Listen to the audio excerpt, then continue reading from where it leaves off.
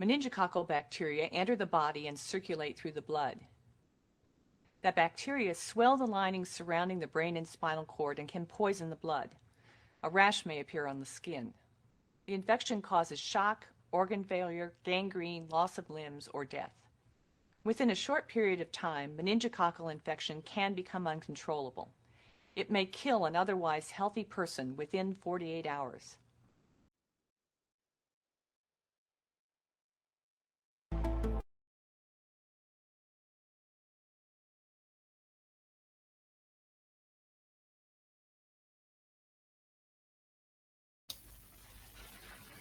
A ver, estamos 8 personas. Conmigo 9. Si ustedes se fijan en los dos videos, ¿qué encuentran de diferente? ¿Qué implicancia tendrá el primero y el segundo? Olinda, Mario, Naomi. A ver, yo quiero que las clases teóricas, voy a hacer un alto, que les sirva para algo. Este espacio, además de otras cosas, nos va a servir para actualización. Y voy a hacer un paréntesis en la clase de hoy día. Fíjense que las clases yo les he ido también dando preguntas que pueden orientar o guiar el estudio. Entonces, cuando estudien, oriéntense también por las preguntas. Por ejemplo, del primer parcial, en muchas de las clases les he subido preguntas. Oriéntense. Si nos ven, vamos a dar, por ejemplo, serología, les he puesto varias preguntas para poder orientar, para que ustedes comprendan, al estudiar comprendan y puedan resolver los mismos. Entonces, lo que quiero es, como he ido diciéndoles desde el principio, que analicemos la situación. Si ustedes se fijan, si le pregunto a Mario, que estaba viendo, una patología era gonorrea y la otra era meningitis. ¿Qué podemos así en general encontrar de diferencia? La vía de transmisión. Una es la vía de transmisión, una es sexual y la otra Vía respiratoria. respiratoria. Los cuadros clínicos son diferentes. Si ustedes se fijan, en la primera va a producir lesiones, va a producir infección y enfermedad en sitios como la uretra, la pelvis, los ojos en los recién nacidos, y en el otro, que es lo importante, que va a pasar a torrente sanguíneo una vez que entra por vía respiratoria y va a terminar afectando las meninges, o sea, a través de una barrera hematoencefálica.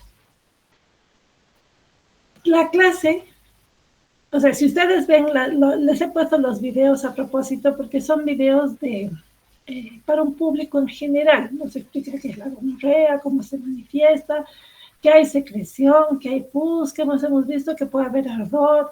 Y ese video me gustó porque esa es una presentación para público en general, porque ustedes han visto que no solo afecta la uretra, sino también puede afectar la faringe, puede afectar el recto. ¿Qué es lo que nosotros hacemos en la clase? Ir a estudiar a la bacteria que produce eso y por qué lo hace.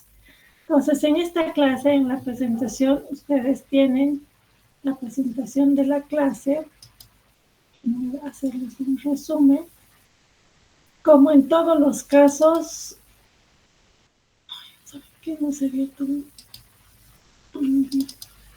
una clase, no se vio ya.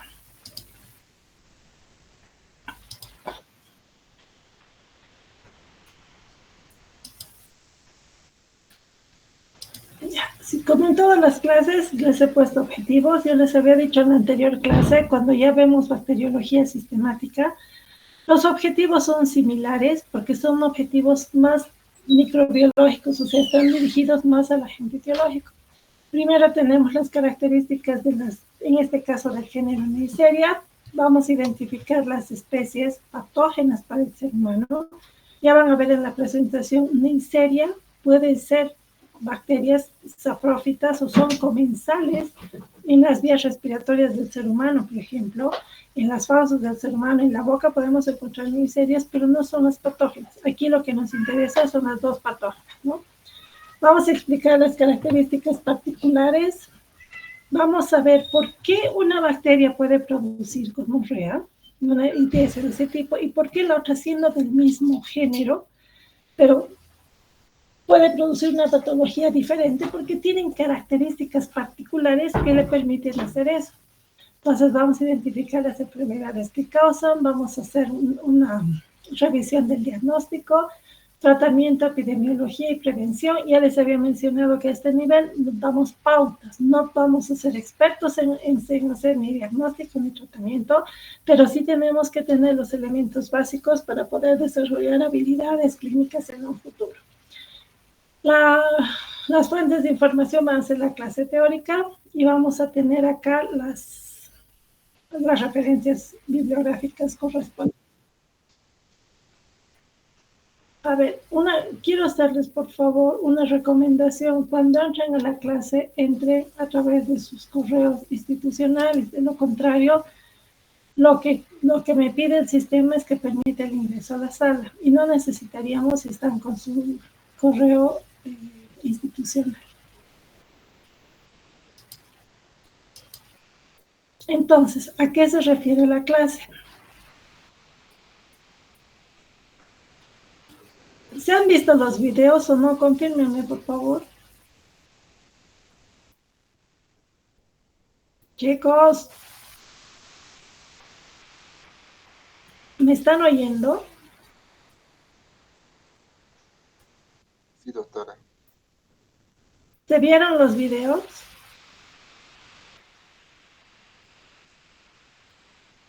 Mario, usted que estaba desde el principio, ¿se vieron los videos o no? Lo que pasa es que tengo un mensaje, pero creo que fue anterior a los videos. Los dos videos que puso doctora, sí. Gracias.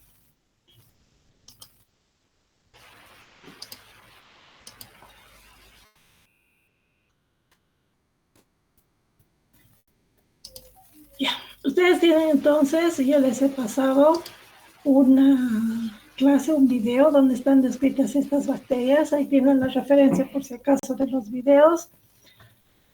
Aquí les hago una clasificación, bueno, una descripción primero de una familia y dentro de la familia se encuentran diferentes géneros. Esto generalmente lo hago para tener una ubicación taxonómica de los géneros que vamos a revisar.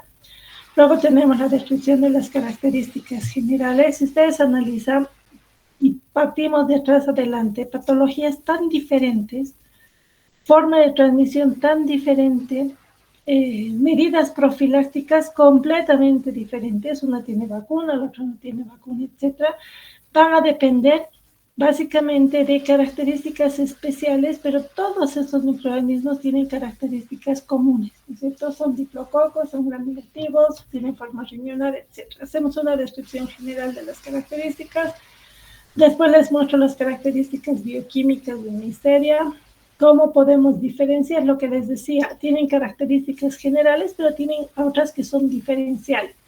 Y vamos a ver cómo la información genética es muy similar, porque tienen una homología del 70%, las dos patógenos que identificamos, que son Neisseria gonorrea y Neisseria meningitis, que son precisamente las cepas que habíamos visto, causantes de los cuadros clínicos que hemos visto en los videos.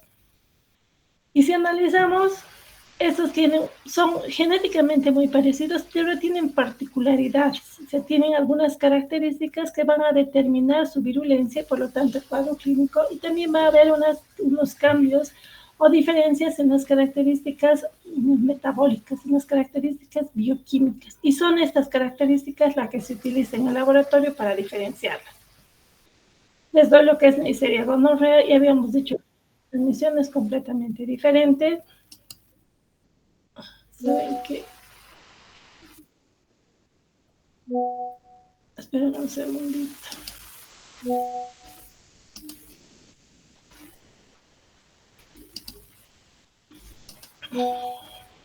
Pierdo el tiempo admitiendo a la gente, así que la siguiente ya no les voy a hacer caso y por favor entren con sus correos institucionales. Entonces tenemos la forma de transmitir. Aquí quiero que le den énfasis en estas clases a los factores de virulencia, que son los que determinan esta patogenicidad diferencial de estas especies. En Neisseria gonorrea, alguna vez les dibujé esta diapositiva donde les expreso gráficamente qué es de diferente tiene esta bacteria que le permite causa la enfermedad que causa.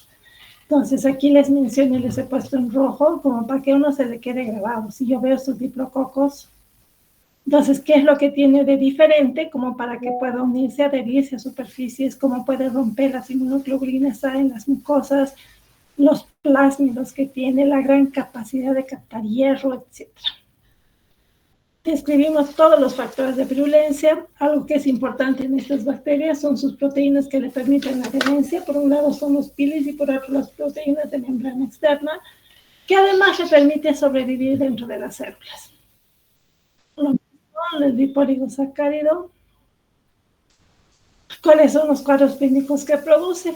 Dependiendo de la puerta de entrada, puede producir una uretritis, puede producir una cervicitis. Este es un cuadro que es básico, que ya vamos a ver en la práctica, que el conocer una foto, ver una tinción de Gram de este tipo, más un paciente varón que solamente tiene un cuadro clínico compatible, y esto por laboratorio es suficiente una tinción de Gram para confirmar una gonorrea. Fíjense aquí cómo puedo ver los polimorfos nucleares y los diplococos intracelulares. En la parte práctica, cuando veíamos tinciones de Gram, ya habíamos observado una placa de esto.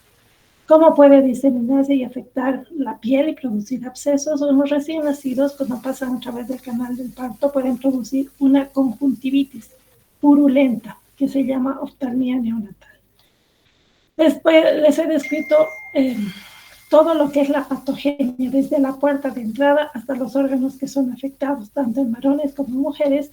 Y la diferencia de ver solamente un video que está hecho para público en general versus lo que les pasa en la clase teórica es hacer un seguimiento de todas las características, de todo el recorrido que sigue una bacteria, cómo interacciona con las células humanas y cómo es capaz de producir una endocitosis y puede producir lo que los cuadros clínicos, la explicación de por qué una secreción purulenta se asocia clínicamente con una infección por Neisseria gonorrea por todo el proceso inflamatorio, y les doy esto con detalle.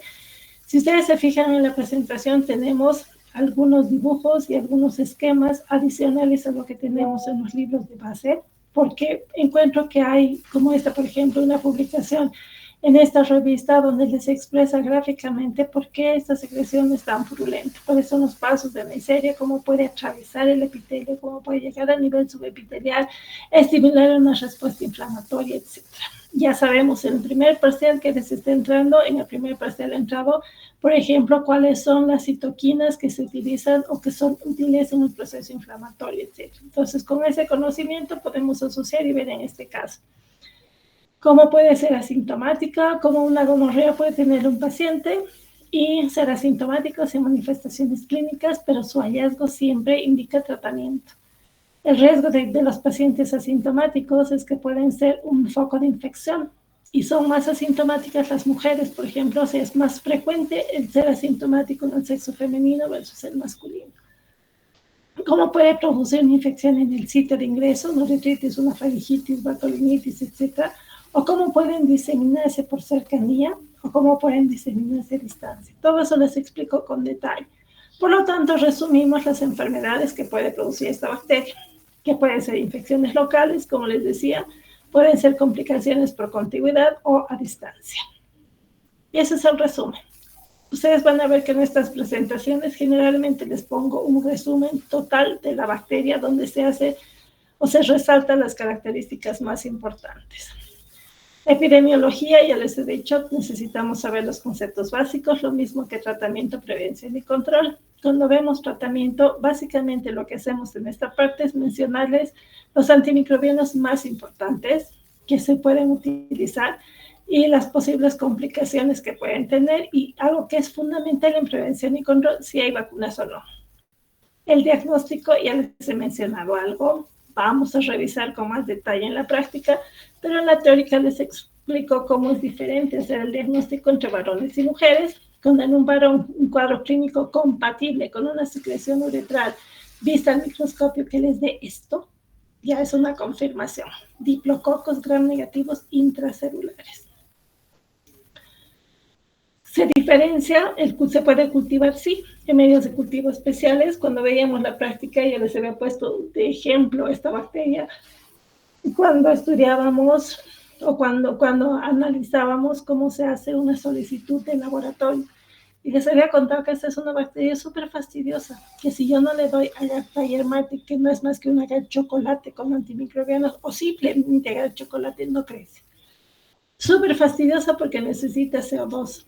Porque si ustedes toman una muestra con un hisopo de algodón, la bacteria se inhibe, por eso necesitan dacronofagón. Y se puede hacer el cultivo y se hacen pruebas adicionales para hacer el diagnóstico, también se les ha descrito. Y algo que les había añadido y que es un problema serio hoy en día es Neisseria gonorrea ahora está clasificada como las bacterias de alerta, donde hay que hacer una vigilancia de la farmacoresistencia, porque resulta que hoy en día hay cepas de Neisseria gonorreas que son multiresistentes y son capaces de resistir incluso cefalosporinas. Esa es la actualización que tenemos hoy en día. Es una alerta epidemiológica. A ver, aquí quiero hacerles una aclaración. Ya saben que les he dicho que todas las aclaraciones y todas las aclaraciones o actualizaciones en esta clase teórica pueden estar sujetas a ser evaluadas. Y no quiero que me digan, doctora, no está en el libro, no está en el texto y demás. Algo que yo les había puesto en el video, que había 3 fármacos nuevos que estaban en fase de desarrollo a puertas de ser aplicada contra esta bacteria. ¿Cómo se llama? La actualización en esta clase es que la solitromicina ya ha dejado de ser estudiada, o sea, ya no va a salir al mercado, porque ha tenido, o se ha demostrado en los últimos estudios, cuando estaba a punto de ser aprobada para uso humano, se ha visto que tiene muchos efectos colaterales de toxicidad. Por lo tanto, la actualización en esta clase del video que ustedes tienen, que la solitromicina ya no va como una alternativa o una posible alternativa terapéutica, ¿ya? ¿Qué más? También les pongo lo que es Neisseria meningitidis. En Neisseria meningitidis, esta es una bacteria que, si bien pertenece al mismo género, tiene características diferenciales que hace que su clínica sea también diferente. Imagínense tener una infección por esta bacteria y termine necrosando, como en este caso es un ejemplo real, necrosando tejido que determine la amputación de extremidades, como en este caso. ¿Ya? Entonces puede dar una infección, puede ser asintomática, les diré, puede haber personas portadoras de esta bacteria, pero puede terminar en cuadros clínicos tan severos como este. Lo mismo lo ubicamos dentro del género de la Neisseria. También hemos hecho la diferenciación con Neisseria gonorrea. ¿Y qué es lo diferente? Lo más importante en esta bacteria es la cápsula. Ahí les explico qué son, qué tipos de cápsula, cómo se ubican. O sea, la cápsula tiene una distribución epidemiológica diferente en varias áreas del mundo. ¿Qué factores de virulencia se centran fundamentalmente en la cápsula que tiene? Ya después tenemos las características de los pilis, de las características de las proteínas de membrana externa, que también son importantes. Y esta es una diapositiva que la dibujé como para que tengamos una lógica, cómo puede entrar por vías respiratorias. Se fija receptores bien específicos del epitelio cilíndrico no ciliado de la nasofaringe, y cómo a partir de ahí o puede ser bloqueada, o sea, no producir nada y permanecer a nivel de las vías respiratorias cuando el paciente tiene básicamente anticuerpos contra la cápsula, o si no la tiene, puede finalmente producir una bacteremia y eso puede terminar en una meningitis. ¿Cuál es el problema de eso? Como decía en el video, si ustedes revisan el video que al principio les he puesto, que dice que es patógena, que puede producir amputación o puede producir necrosis de tejido, que puede producir efectos colaterales importantes, puede llevar la muerte al paciente. Y aquí se describe desde el punto de vista microbiológico por qué sucede. Entonces van a revisar si... Ay, no sé quién molesta. Van a revisar cuando estudien. Lo que quiero es que ustedes revisen todo este proceso y que se den cuenta y que vayan relacionando qué tiene la bacteria que le permite esto. Aquí, por ejemplo, se van a dar cuenta que la cápsula es fundamental, porque si un paciente tiene anticuerpos contra la cápsula, está protegido. El problema es que hay cepas con diferentes tipos de cápsula. Por eso les decía al principio que esto es lo fundamental. Actualmente como 13 serogrupos. Y eso se les describe con detalle, ¿no es cierto? ¿Qué características, cómo puede interaccionar? Imagínense a qué punto han llegado en que ya conocen cuáles son las estructuras proteicas que están en la superficie de las células y cuáles son los elementos estructurales que se unen a esas proteínas cuando identificamos las bacterias. Cómo pueden sobrevivir dentro de los vasos y cómo pueden en último término llegar al torrente sanguíneo obviamente y llegar finalmente al sistema nervioso central. Por eso hablamos de meningococcemia, que es la bacteremia, el cuadro clínico más importante asociado, cómo el ser humano se protege y en la y si ustedes se fijan la prevención, y es diferente. Cuando decíamos de Neisseria gonorrea, no hablábamos de una crisis, o sea, no hablábamos de tomar antibióticos para prevenir la infección y tampoco hablábamos de vacunas, cosa que es diferente en esta bacteria. Las vacunas que hoy en día están descritas dentro de la epidemiología, siempre que estudien, ya lo que se les pregunta siempre, ¿cuáles son los reservorios? ¿Cuáles son los huéspedes originales? La forma de transmisión y algo que también es importante, como si hay prevención, porque acuérdense que gran parte de las competencias que ustedes van a desarrollar en un futuro es precisamente en el ámbito de prevención y promoción de la salud. Lo mismo, se parece mucho al diagnóstico, solo que tiene algunas características diferenciales que les pongo. Y finalmente les menciono otras neiserias que no son las patógenas, que no son gonorrea ni meningitis, que generalmente forman parte de la flora comensal. Y hay otras bacterias relacionadas. La única que les he puesto para no complicarles es Moraxella catarrharis, que también puede formar parte de ser comensal de la flora respiratoria, pero que bajo ciertas circunstancias causa enfermedad. Lo sobresaliente, cómo se trata, y esa es la clase. Es una de las clases, a mí me gusta porque es mucho más concreta que otras clases. Básicamente tienen que estudiar Neisseria gonorrea y Neisseria meningitis. Y esto es lo que les decía. Fíjense.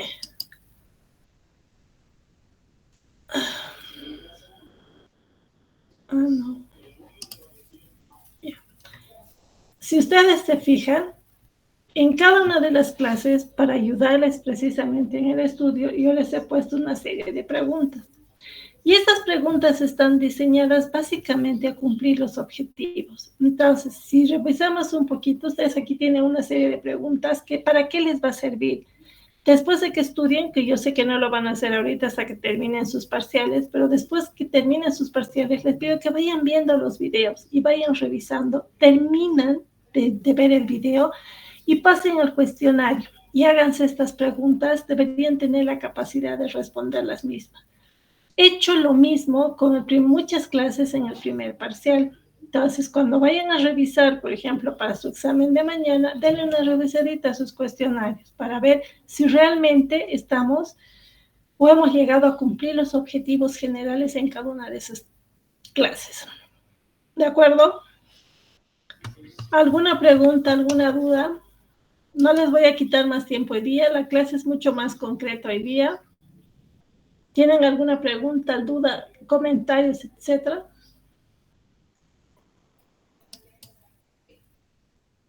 Ya chicos, ya les he dicho algunas cosas, así que nos estaríamos viendo mañana. Igual vamos a tener la teórica, porque como les digo, el tiempo no nos da, porque es un cronograma que tenemos que cumplir. Así que nos vemos en el examen y después en la clase teórica. Hasta luego, doctora. Gracias chicos, bien, suerte, hasta luego. Hasta luego, doctora. Hasta luego.